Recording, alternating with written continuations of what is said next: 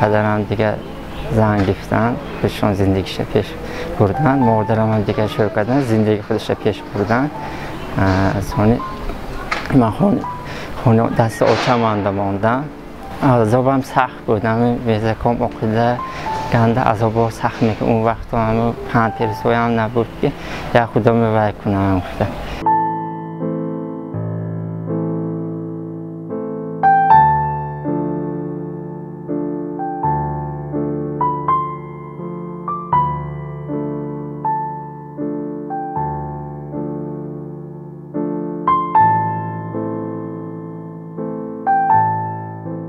کمش همه حساب کنم 1000 نفر بودیم اینجا.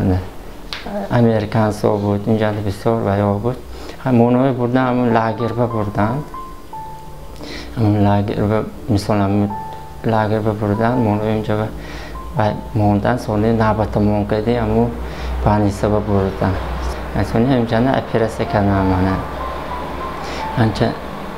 انچه نقش شدم. سونی خودم حس کردم نقش شدنم، حس کردم هرچه بهتر شد دیگه. و همین دوردم جای گریجه هم گرده هم در نکرد، همه طرف نمه صاف شدن. سونی هرچه بهتر شدن.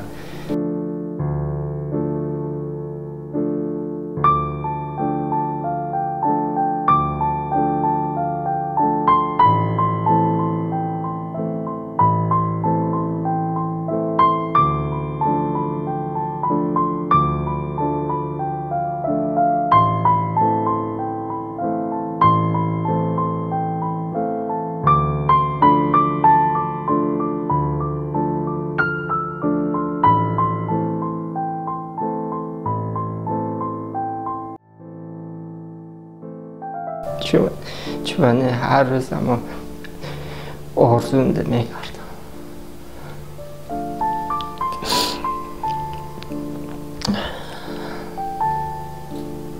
البته و مادر من هست.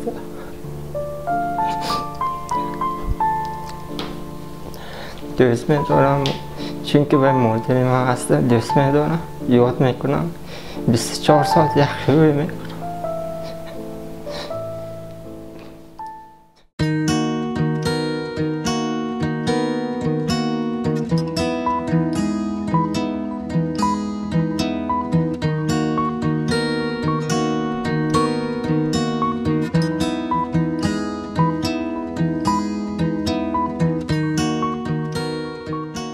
تو مادری مرا ندیدی؟ نه ندیدم مادرت رو. چنان داره؟ مادر؟ یا مادرم را فریاد نکنی. همه چی را میدونم. مادر! مادر جان!